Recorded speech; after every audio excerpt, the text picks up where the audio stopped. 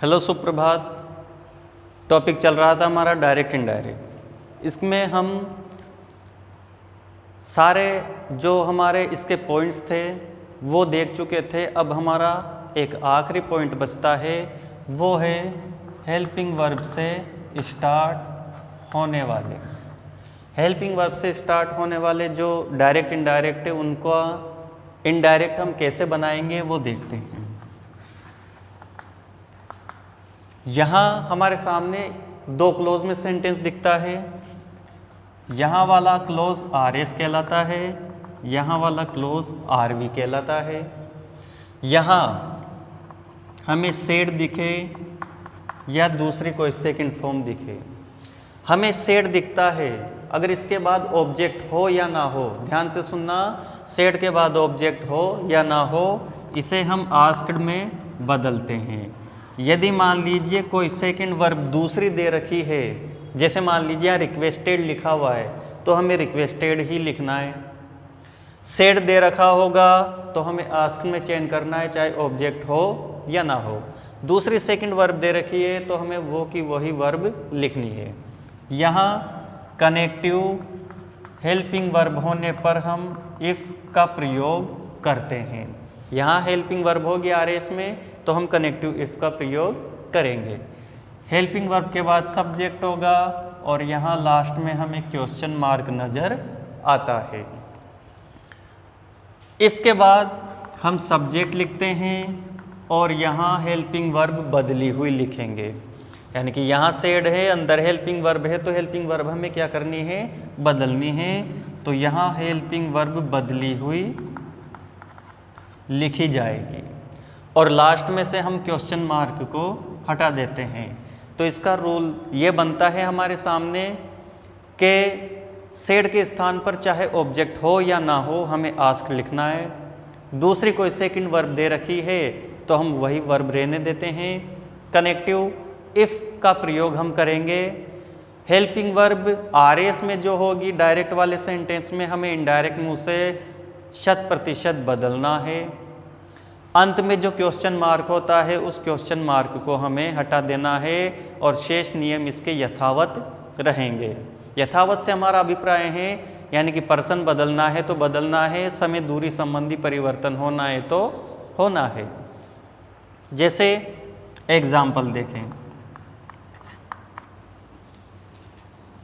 Ram said have you gone. ये sentence है, यहाँ हमने देखा हेल्पिंग वर्ब से वाक्य स्टार्ट हो रहा है। राम हमने कहा है ऑब्जेक्ट हो या ना हो इसे हमें आस्क्ड में चेंज करना है। कनेक्टिव शब्द इफ़ का प्रयोग करना है। यू हमारा सेकंड पर्सन है, ऑब्जेक्ट नहीं है, हमें चेंज नहीं करना है। यहाँ लिखा है हेल्पिंग वर्ब कनेक्टिव के बाद हम सब्जेक्ट लिखते हैं। तो यू हैव चेंज होता है हेड में और गॉन का गॉन। इस तरीके से हम हेल्पिंग वर्ब वाले सेंटेंस को चेंज करते हैं। दूसरा example, I said to you can he teach him. यहाँ देखा हमने आई सेड को चेंज करो, आस्क्ड में यू का यू, कनेक्टिव इफ़। यहाँ हमने देखा कैन। हम जानते हैं कैन मॉडल है परंतु मॉडल भी हेल्पिंग वर्ब के रूप में काम करते हैं। सब्जेक्ट ही थर्ड पर्सन है, नो चेंज। कैन चेंज होता है कुड में और टीच का टीच और हिम का हिम। इस तरीके से हम हेल्पिंग वर्ब वाले सेंटेंस को चेंज करते हैं। एक उदाहरण और,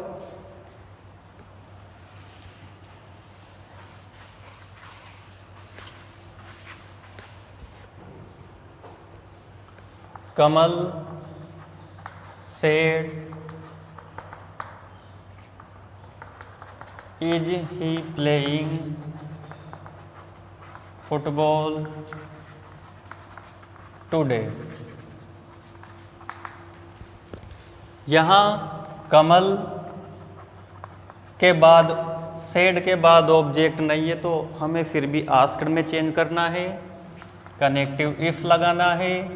ही थर्ड पर्सन है, नो चेंज, इज चेंज होता है वॉज वर्ब में, ही सिंगुलर इस कारण से आ जाएगा वॉज।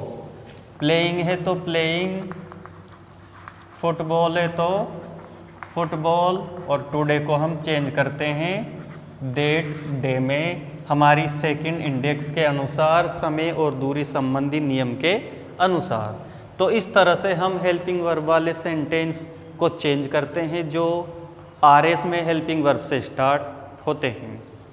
आरएस में WH जो वर्ड्स होते हैं, अगर कोई सेंटेंस मान लीजिए आरएस में WH वर्ड से स्टार्ट होता है तो उसे चेंज करने का रूल देखिए।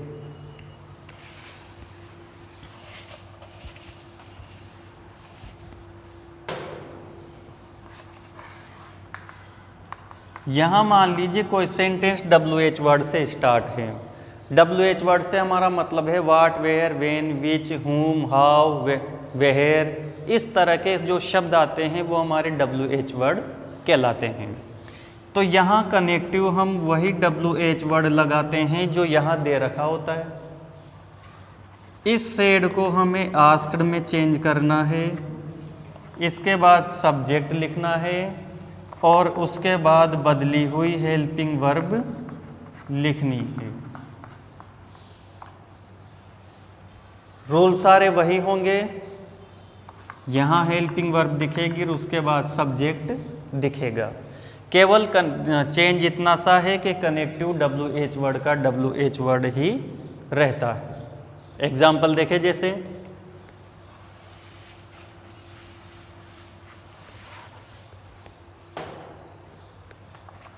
He said, what is your name? यहाँ देखा हमने what, WH वर्ड है तो कनेक्टिव यही वर्ड आ जाएगा। यहाँ ही said के बाद ऑब्जेक्ट हो या ना हो, asked। हमने देखा subject your name, second person है, ऑब्जेक्ट नहीं है, तो योर नेम का योर नेम सिंगुलर है, इस कारण से इज चेंज होगा वॉज में। जो हेल्पिंग वर्ब है वो चेंज होगी वॉज में। दूसरा देखें, जैसे आई सेड,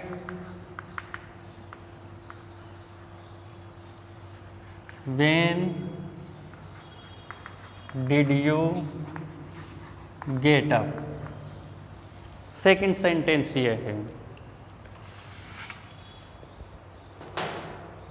आई चेंज होगा आस्क्ड में, कनेक्टिव WH वर्ड है, वेन का वेन, यू सेकंड पर्सन है, ऑब्जेक्ट नहीं है, यू का यू, डिड चेंज होता है हेड में, और ये फॉर्म चेंज होगी थर्ड फॉर्म में, थर्ड फॉर्म गोट अप। तो इस तरीके से हम हेल्पिंग वर्ब वाले सेंटेंस और WH वर्ड वाले सेंटेंस को चेंज करते हैं। इन्हें देखें फिर और उदाहरण देखते हैं।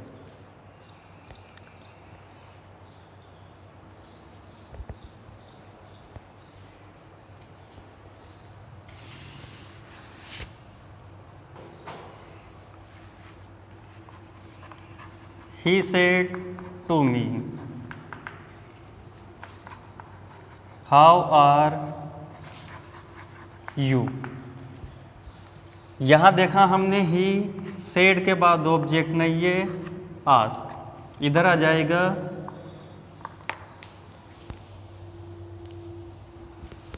me, कनेक्टिव WH वर्ड है, हाउ, हाउ का हाउ, यू देखा हमने सेकंड पर्सन है, यहाँ मी है तो चेंज हो जाएगा आई, हाउ आई, और आर हेल्पिंग वर्ब है तो चेंज हो जाएगी वॉज में। आई के साथ हम वॉज का प्रयोग करते हैं। तो इस तरीके से हमने देखा जो हमारे सेंटेंस है हेल्पिंग वर्ब वाले, WH वर्ड वाले, इन्हें हम इस तरीके से चेंज करते हैं। इसमें डू, डोंट और डिड जो हेल्पिंग वर्ब है उनको हम विशेष नियम है उनको हम आने वाले वीडियो में देखेंगे। आज यही तक।